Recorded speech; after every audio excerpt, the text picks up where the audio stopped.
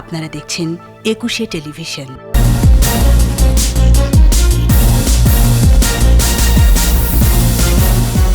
অর্থনৈতিক উত্তরণে 5,68,000 কোটি টাকার বাজেট প্রস্তাব, বড় ঘাটতির পরও উচ্চ প্রবৃদ্ধির লক্ষ্য।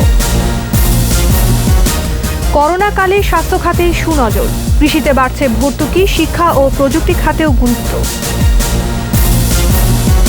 মোবাইলে কথা বলার খরচ বাড়ছে, কমবে মাস্ক, গ্লাভস, স্যানিটাইজার সহ সুরক্ষা সামগ্রী।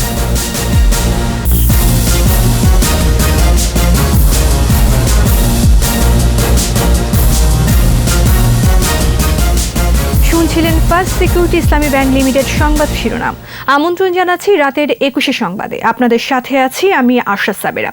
দর্শক, 21 টেলিভিশনের সংবাদ একই সাথে সরাসরি দেখতে পাবেন আমাদের ফেসবুক পেজ www.facebook.com/2124 অনলাইনে। শুরুতেই আমাদের বিশেষ আয়োজন বাজেট।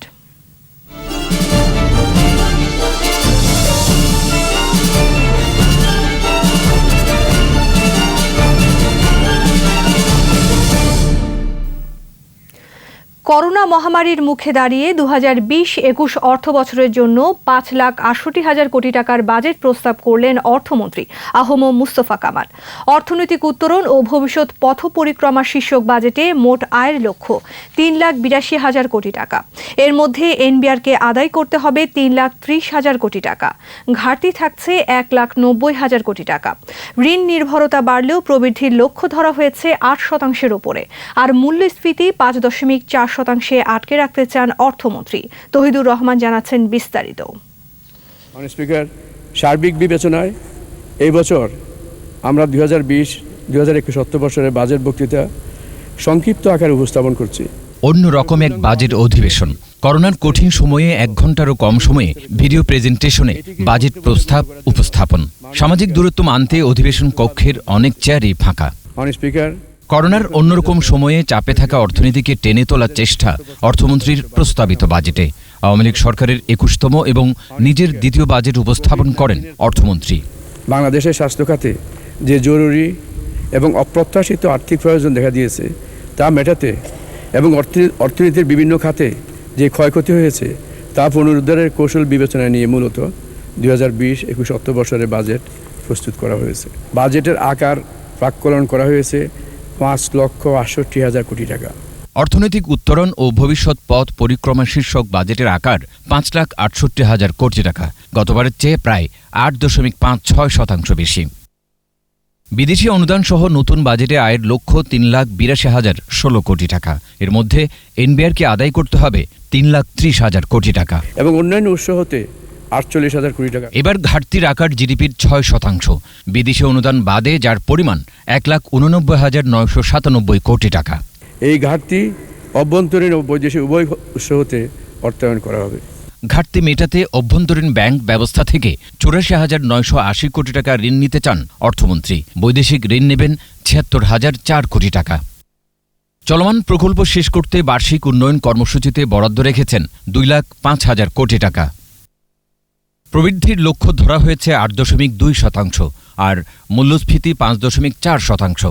প্রবৃদ্ধির লক্ষ্য অর্জিত হলে আগামী বছর শেষে জিডিপির আকার দাঁড়াবে 31,71,800 কোটি টাকা। অনুন্নয়ন ব্যয়ের বেশিরভাগই খরচ হবে ভর্তুকি, প্রণোদনা, সহায়তা, বেতন ভাতা ও দেশি বিদেশি ঋণের সুদ পরিশোধে। পরিচালন ব্যয় ধরা হয়েছে 3,48,180 কোটি টাকা। এবার করমুক্ত আয়ের সীমা বেড়েছে। বার্ষিক আয় 3 লাখ টাকা হলে কর দিতে হবে না। করোনাকালে স্বাস্থ্য খাতে সরকারের নেওয়া উদ্যোগ তুলে ধরেন অর্থমন্ত্রী। কঠিন সময়ে বিনিয়োগ বান্ধব কর্মসূচি এবং কর্মসংস্থান সৃষ্টির দিকে নজর থাকছে বলে বাজেট বক্তৃতায় উল্লেখ করেন অর্থমন্ত্রী। আমাদের বিশ্বাস, মাননীয় প্রধানমন্ত্রীর দিক নির্দেশনায় রচিত এই বাজেটের হাত ধরেই ইনশাল্লাহ আমরা শীঘ্রই পূর্বের উন্নয়নের ধারায় ফিরে যাব। একদিন কাটবে অন্ধকার, অর্থনীতি ফিরবে আগের অবস্থায়। সেই আলোকিত সকালের অপেক্ষায় অর্থমন্ত্রী। লণ্ডভণ্ড অর্থনীতি পুনরুদ্ধারে যেমন অর্থমন্ত্রী বাজেটে প্রাধান্য দিয়েছেন, তেমনি স্বপ্নের বাংলাদেশ বিনির্মাণেও মেগা প্রকল্পগুলো বাস্তবায়নের তাগিদ দেওয়া হয়েছে। পাশাপাশি সামাজিক সুরক্ষার বিনির্মাণে বরাদ্দও বাড়ানো হয়েছে। তৌহিদুর রহমান, 21 টেলিভিশন, জাতীয় সংসদ প্রাঙ্গণ, ঢাকা। করোনাকালে অবহেলিত স্বাস্থ্যখাতকে গুরুত্ব দিলেন অর্থমন্ত্রী। গতবারের তুলনায় ৩,০৩২ কোটি টাকা বেড়ে বরাদ্দের পরিমাণ দাঁড়িয়েছে ৪১,০২৭ কোটি টাকা, যা জিডিপির ১.৩% এবং মোট বাজেট বরাদ্দের ৭.২%। বিস্তারিত স্মৃতি মণ্ডলের রিপোর্টে। মহামারী করোনার কালো ছায়া ঘিরে ধরেছে বিশ্বকে। প্রতিদিনই বাড়ছে সংক্রমণ। স্বাভাবিকভাবেই দেশের স্বাস্থ্য ব্যবস্থার ওপর সৃষ্টি করেছে ভীষণ চাপ। এই অবস্থায় প্রস্তাবিত বাজেটে স্বাস্থ্য খাতকে গুরুত্ব দিলেন অর্থমন্ত্রী। করোনাকালে স্বাস্থ্য নিয়ম ও সামাজিক দূরত্ব মেনে বাজেট বক্তৃতায় কোভিড মোকাবেলায় সরকারের নেয়া নানা পদক্ষেপ তুলে ধরেন মন্ত্রী। জানান, কোভিড-19 মোকাবেলায় জরুরি ভিত্তিতে ৫২৯ কোটি টাকা বরাদ্দ করা হয়েছে। ভাইরাসে আক্রান্ত ও মৃত্যুজনিত কারণে চিকিৎসক, নার্স ও স্বাস্থ্যকর্মীদের জন্য বরাদ্দ দেয়া হয়েছে ৮৫০ কোটি টাকা। নিয়োগ কার্যক্রম চলমান। আগামী অর্থ বছরে কোভিড-19 মোকাবেলায় জরুরি চাহিদা মেটানোর জন্য ১০,০০০ কোটি টাকার থোক বরাদ্দের প্রস্তাব করেন অর্থমন্ত্রী। এই বাজেটের হাত ধরেই ইনশাআল্লাহ আমরা শীঘ্রই পূর্বের উন্নয়নের ধারায় ফিরে যাব।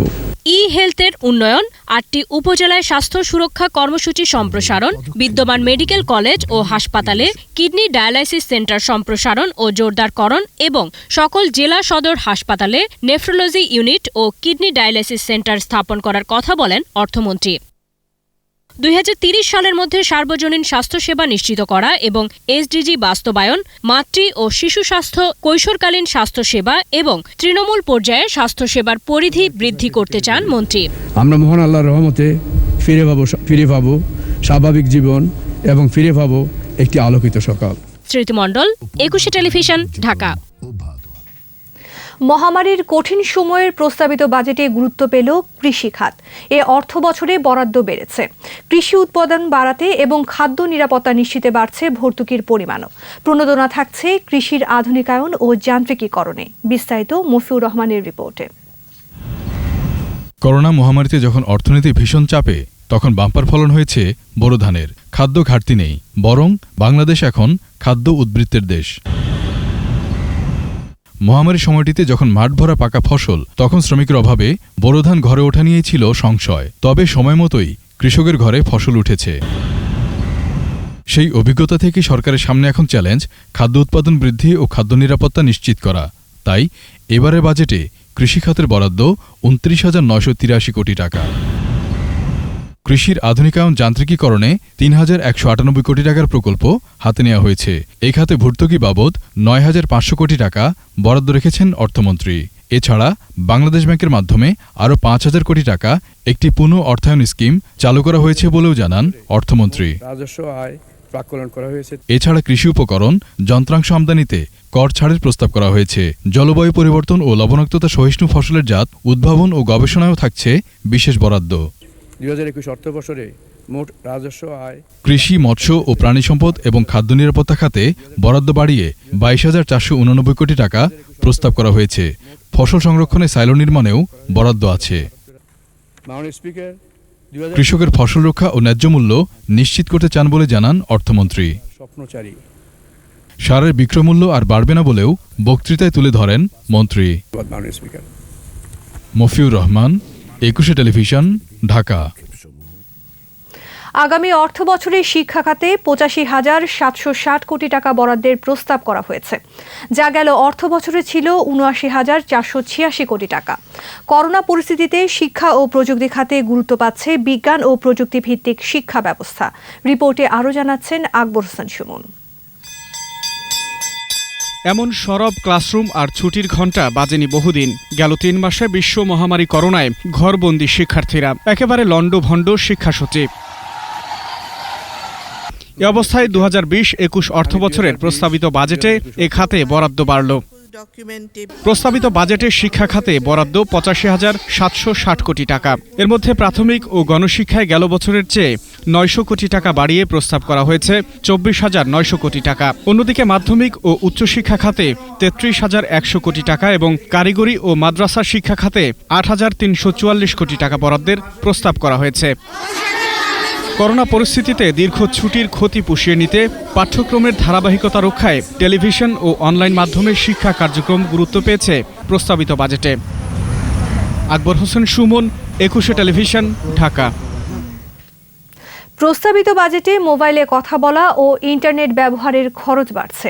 এছাড়া তামাকজাত পণ্য, সিগারেট, মধু, অনলাইনে কেনাকাটা, আলোকসজ্জার সামগ্রী, টিভি, পোল্ট্রি শিল্প উপকরণের দামও বাড়তে পারে। করোনার এই দুঃসময়ে মাস্ক, হ্যান্ড গ্লাভস, স্যানিটাইজার সহ স্বাস্থ্য সুরক্ষা সামগ্রী ও ওষুধের দাম কমবে। এছাড়া ডিটারজেন্ট, হস্তচালিত কৃষি যন্ত্রপাতি ও স্বর্ণের দামও কমতে পারে। শাকিরা আরজুর রিপোর্ট।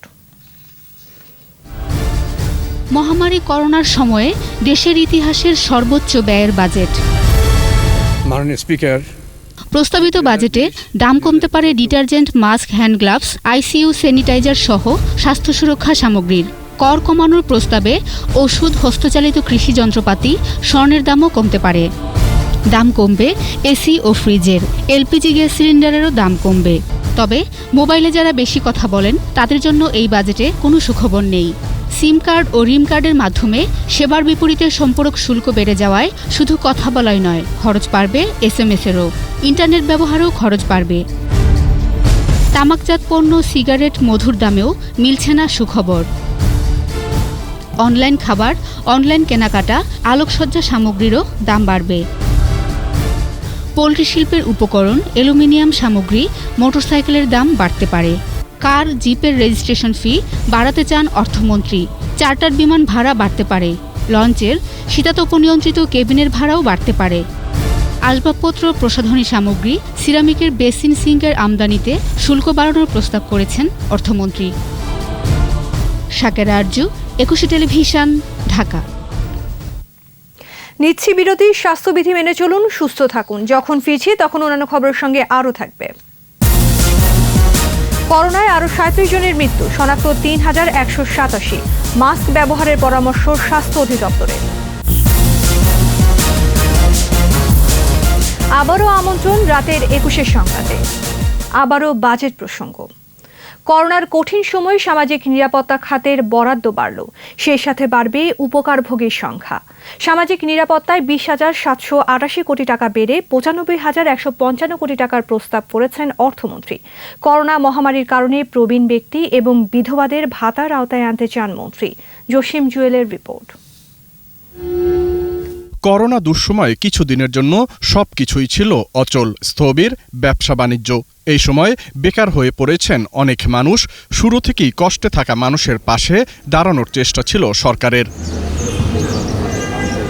অসহায় দরিদ্র মানুষের পাশে দাঁড়াতে তাই সামাজিক নিরাপত্তা খাতে বরাদ্দ বাড়ানোর প্রস্তাব করেছেন অর্থমন্ত্রী। বাড়বে সুবিধাভোগীর সংখ্যাও। সর্বাধিক দারিদ্র্যপ্রবণ 61টি উপজেলার বিদ্যমান নীতিমালা অনুযায়ী বয়স্ক ভাতার আওতায় আনা হবে বলে জানান অর্থমন্ত্রী। বয়স্ক ভাতার তালিকায় যোগ হবে 5 লাখ মানুষ। এতে অতিরিক্ত 300 কোটি টাকা খরচ হবে। একইভাবে বিধবা ও স্বামী পরিত্যক্তা 3.5 লাখ মানুষকে ভাতার আওতায় আনতে চান অর্থমন্ত্রী। 2,55,000 নতুন অসচ্ছল প্রতিবন্ধী যোগ হবেন সামাজিক নিরাপত্তা বেষ্টনীতে। ফলে ভাতাভোগীর সংখ্যা দাঁড়াবে 18 লাখ। এ বাবদ 229 কোটি 50 লাখ অতিরিক্ত বরাদ্দের প্রস্তাব করা হয়েছে। মাতৃত্বকালীন ভাতা, মুক্তিযোদ্ধাদের সম্মানী ভাতা, বেদে ও অনগ্রসর জনগোষ্ঠীর জীবনমান উন্নয়নে বিশেষ ভাতা দেওয়ার কর্মসূচি অব্যাহত থাকবে। করোনাজনিত আর্থিক ক্ষতি কাটিয়ে গ্রামীণ অর্থনীতি সচল করতে দরিদ্র, দুস্থ ও অসহায় মানুষের কর্মসংস্থান সুযোগ সৃষ্টিতে পল্লী সেবা কার্যক্রমের জন্য 100 কোটি টাকার প্রণোদনাও এসেছে। জসিম জুয়েল, একুশে টেলিভিশন, ঢাকা। অন্যরকম এক বাজেট প্রস্তাব উপস্থাপন দেখল বাংলাদেশ। 1 ঘন্টারও কম সময়ে ভিডিও প্রেজেন্টেশনে বাজেট প্রস্তাব করলেন অর্থমন্ত্রী আহম মুস্তফা কামাল। করোনা সংক্রমণ রোধে সব সংসদ সদস্য ছিলেন না অধিবেশনে। তারপরও স্বাস্থ্যবিধি ও শারীরিক দূরত্ব বজায় রাখেন সংসদ সদস্যরা। ঐতিহাসিক এই অধিবেশনের কথা জানাচ্ছেন প্রণব চক্রবর্তী। কার্যক্রমে করোনার কারণে কঠোর স্বাস্থ্য নিয়মে বন্দী মানুষ। সংক্রমণ রোধে মানতে হবে দূরত্ব, পরতে হবে মাস্ক। এই যখন অবস্থা, তখন সংসদের বাজেট অধিবেশনেও স্বাস্থ্যবিধি ও মাস্ক পরার বাধ্যবাধকতা। যেমন সার, বীজ, কীটনাশক ইত্যাদি। বাজেট অধিবেশনে গম গম করে অধিবেশন কক্ষ, ফাঁকা থাকে না কোনো চেয়ারই। সেখানে এবার দূরত্ব মানতে হয়েছে। কোরাম রেখেই সংসদ সদস্যদের উপস্থিতি সীমিত করা হয়। তাই এই চিত্রটি ইতিহাস হয়েই থাকবে।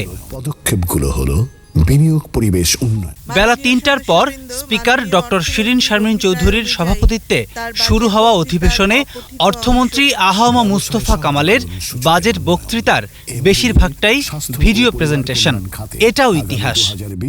2020-2021 অর্থ বছরে 29,247 কোটি টাকা বরাদ্দের মাত্র ৪০ মিনিটে অর্থনৈতিক উত্তরণ ও ভবিষ্যতের পথ পরিক্রমা জানিয়ে দেন অর্থমন্ত্রী। আপনাকে অশেষ ধন্যবাদ। ধন্যবাদ মাননীয় অর্থমন্ত্রী। সংসদ নেতা ও প্রধানমন্ত্রী শেখ হাসিনার ডানে ও পেছনে বেশ কয়েকটি আসন ফাঁকা রাখা হয়। সংসদ সচিবালয়ের বাজেট সংশ্লিষ্ট কর্মকর্তা কর্মচারীদের বাইরে যাওয়ার উপর ছিল নিষেধাজ্ঞা। প্রতি বছরের মতোই রাষ্ট্রপতি মোহাম্মদ আব্দুল হামিদ সংসদে থাকলেও তার আগমনে যেসব আনুষ্ঠানিকতা থাকে সেটা এবার ছিল না। বাজেট উপস্থাপনা দেখতে ৩ বাহিনী প্রধান, ঢাকায় নিযুক্ত বিভিন্ন দেশের রাষ্ট্রদূত, আন্তর্জাতিক সংস্থার প্রতিনিধি, অর্থনীতিবিদ সহ বিভিন্ন পেশাজীবী ও সমাজের বিশিষ্টজনদের আমন্ত্রণ জানানো হয়নি। সংসদে উপস্থাপিত হলো। বিশ্ব মহামারী করোনা ভাইরাস পাল্টে দিয়েছে অর্থনীতির গতিপথ। তেমনই পরিবর্তন এসেছে বাজেট অধিবেশনের সকল চিরাচরিত নিয়মে। কিন্তু চ্যালেঞ্জ বেড়েছে দ্বিগুণ। এই সব কিছুকে মাথায় নিয়েই এবারের বাজেট ঘোষণা করলেন অর্থমন্ত্রী। অর্থনীতিবিদরা বলছেন, পরিবর্তিত এই পরিস্থিতিতেই এই বাজেট বাস্তবায়ন হবে সবথেকে বড় চ্যালেঞ্জ। প্রণব চক্রবর্তী, ২১ টেলিভিশন, জাতীয় সংসদ ভবন, ঢাকা। অন্যান্য সংবাদ। কোভিড-19-এ ২৪ ঘন্টায় ৩৭ জনের মৃত্যু হয়েছে। আর ৫৫টি ল্যাবে ১৫,৭৭২টি নমুনা পরীক্ষায় নতুন করে শনাক্ত হয়েছে ৩,১৮৭ জন। অদৃশ্য শত্রু করোনার বিরুদ্ধে লড়াইয়ের প্রধান অস্ত্র মাস্ক ব্যবহারের পরামর্শ দেওয়া হয় স্বাস্থ্য অধিদপ্তরের বুলেটিন থেকে। বিস্তারিত জানাচ্ছেন আকবর হোসেন সুমন। স্বাস্থ্য অধিদপ্তরের নিয়মিত বুলেটিনে কোভিড-১৯ পরিস্থিতি তুলে ধরেন অতিরিক্ত মহাপরিচালক। মৃত ৩৭ জনের মধ্যে চিকিৎসাধীন অবস্থায় হাসপাতালে ৩০ জন এবং বাড়িতে ৭ জনের মৃত্যু হয়েছে। শনাক্তের বিবেচনায় মৃত্যুর হার ২০.২১%। একদিনে ৮৪৮ জন সহ এ পর্যন্ত সুস্থ হয়েছেন ১৬,৭৪৭ জন। সুস্থতার হার ২১.৪৬%। গত ২৪ ঘন্টায় যা পরীক্ষা হয়েছে তাতে শনাক্ত হয়েছে ৩,১৮৭ জন। গত ২৪ ঘন্টায় মৃত্যুবরণ করেছেন ৩৭ জন। এ পর্যন্ত মৃত্যুবরণ করেছেন ১,০৪৯ জন। শনাক্ত বিবেচনায় মৃত্যুর হার ১.৩৪%। ঘরের বাইরে মাস্ক ও সামাজিক দূরত্ব নিশ্চিত করাকে অভ্যাসে পরিণত করার পরামর্শ দেওয়া হয় বুলেটিন থেকে। করোনা মোকাবেলার জন্য এই ৩টি পদ্ধতি সমানভাবে প্রয়োজনীয় এবং গুরুত্বপূর্ণ। এটা আমরা অভ্যাসে পরিণত করলে কেবলমাত্র প্রতিরোধ করতে পারব করোনা ভাইরাসকে। প্রতিষ্ঠানের দেওয়া হটলাইন নাম্বারে কোভিড-১৯ ছাড়াও স্বাস্থ্য সংক্রান্ত নানা পরামর্শ নিচ্ছেন রোগীরা। আকবর হোসেন সুমন, ২১ টেলিভিশন, ঢাকা। এবার আমাদের সাপ্তাহিক আয়োজন সোশ্যাল ইসলামী ব্যাংক লিমিটেডের সৌজন্যে কৃষি।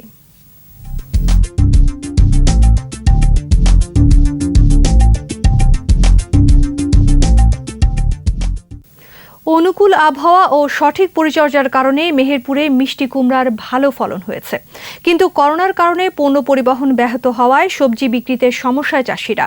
বড় লোকসানের শঙ্কায় তারা। এ অবস্থায় উৎপাদিত কুমড়া পাকিয়ে সংরক্ষণের পরামর্শ দিয়েছে কৃষি বিভাগ।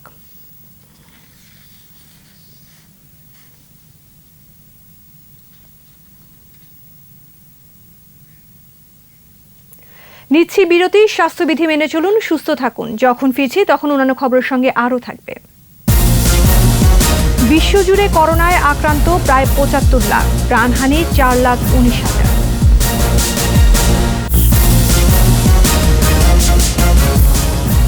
এর ২১ সংবাদে জয়পুরহাটে গর্ভবতী মায়েদের বিনামূল্যে স্বাস্থ্য পরীক্ষা ও ওষুধ দিয়েছে সেনাবাহিনীর বিশেষজ্ঞ চিকিৎসক দল। কালাই উপজেলার ময়নউদ্দিন উচ্চ বিদ্যালয়ে ক্যাম্পাস করে দিনব্যাপী চিকিৎসা সেবা দেওয়া হয়। পরে সাংবাদিকদের সাথে মতবিনিময় করেন ক্যাম্পের সার্বিক তত্ত্বাবধানে থাকা লেফটেন্যান্ট কর্নেল মনোয়ার হোসেন। অন্যান্যের মধ্যে গাইনি বিশেষজ্ঞ লেফটেন্যান্ট কর্নেল তাহমিনা, কালাই উপজেলা নির্বাহী কর্মকর্তা মোবারক হোসেন ও নির্বাহী ম্যাজিস্ট্রেট জাকির হোসেন উপস্থিত ছিলেন।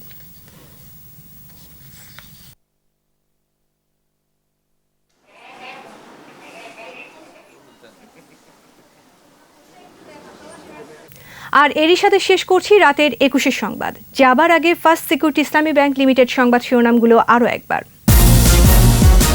অর্থনৈতিক উত্তরণে 5,68,000 কোটি টাকার বাজেট প্রস্তাব, বড় ঘাটতির পরও উচ্চ প্রবৃদ্ধির লক্ষ্য।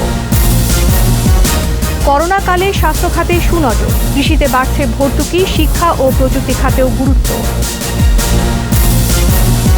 মোবাইলে কথা বলার খরচ বাড়ছে, কমবে মাস্ক, গ্লাভস, স্যানিটাইজার সহ সুরক্ষা সামগ্রীর দাম।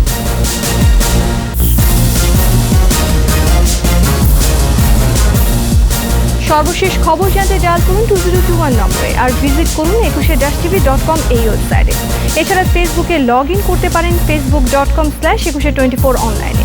21-এর খবর দেখুন, 21-এর সাথেই থাকুন, স্বাস্থ্যবিধি মেনে চলুন, সুস্থ থাকুন। ধন্যবাদ।